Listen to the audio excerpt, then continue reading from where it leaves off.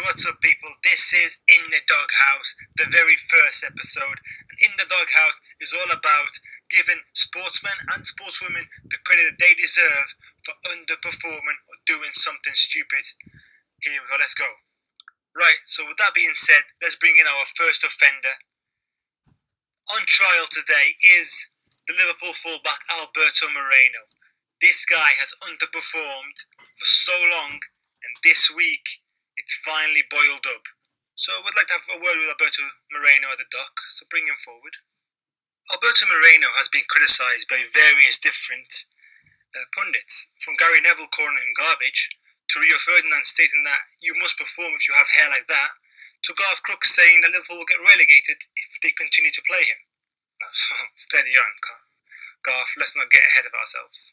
So why does Alberto Moreno find himself in the dock today? And it all comes down to his very poor performances from last season, but in particular his terrible performance against Arsenal at the start of this season. So on Sunday the 14th of August, Arsenal hosted Liverpool at the Emirates in what was billed as the first heavyweight challenge between the two big guns of the season. With the game firmly poised at 0-0, on the 29th minute mark, Alberto Moreno found himself in the box with Theo Walcott bearing down on him. Now, Alberto did what Alberto does best, and he decided to have another defensive mistake, slides in on his man instead of just jockeying him. Theo Walcott goes down, and the referee, rightly so, left with no choice, ends up giving a penalty. Alberto Moreno stands there as if it's the most confusing decision he's ever seen in his life. Now, some would argue that this is in the doghouse worthy in itself, and I think Jurgen agrees with that notion. However, I don't. I think this can happen to many a fullback. So we're going to let this one slide. Okay, Alberto, we're going to let this one slide and carry on. So Theo Walcott steps up with the perfect chance to give Arsenal the lead. However, Simon Mignolet produces a fantastic save to deny him and keep the scores at 0-0, and Alberto Moreno is let off the hook. What a lucky, lucky man.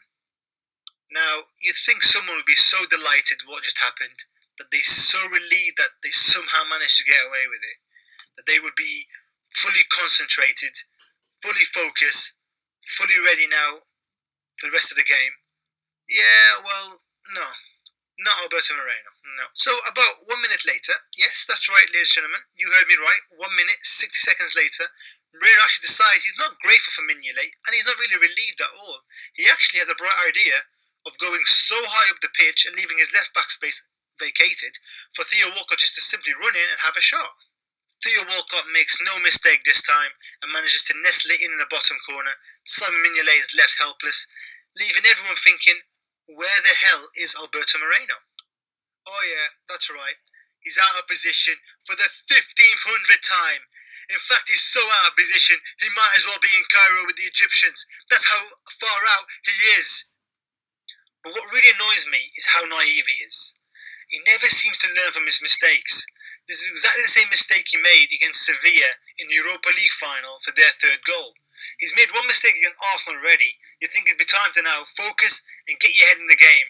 Instead, he simply ignores that and continues to make the same mistake. I mean, the way he treated that first mistake and that save from Mignolet was like his car just broke down in the middle of the road. And he's there, he's crying out for help. He needs somebody to help him out. And then Mignolet comes out to help him. And on the car journey back, he's like, well, I didn't ask you to come out. I didn't ask you to save me. But it doesn't even end there. It's almost like he wanted Theo Walcott to score in that game. Like he was just dying for Theo to score. It's like, you know when your grandma comes over when you're young? And she comes over and she brings joy, and she brings sweets, and she brings chocolate and money with her. She sits you down and starts talking with you. So Grandma Moreno's there. She's got young Theo on her lap, and she's like, "Oh Theo, here you go, have this money." Then Theo's like, "No, Grandma, I'm fine, I'm okay." But no, Grandma's like insisting. "No, you gotta have it. I insist." And then Theo's like, "You know what? Yeah, okay, I'll take it. Thanks."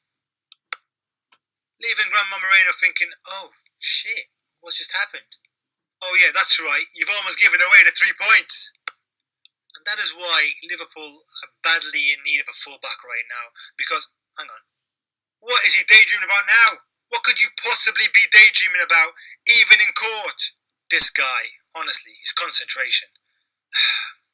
Now, I know a lot of you be thinking, there's other people who are in a doghouse worthy as well. And there was. Arsene Wenger was very close to getting it. Another one was Bournemouth's captain Francis, whose mistake effectively gave United all 3 points, was also in the running.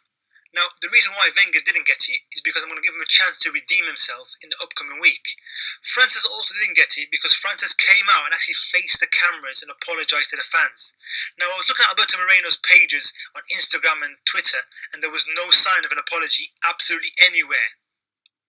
And it is because of this reason that I send the defendant, Alberto Moreno, is guilty of his rubbish performance in the first week of the league.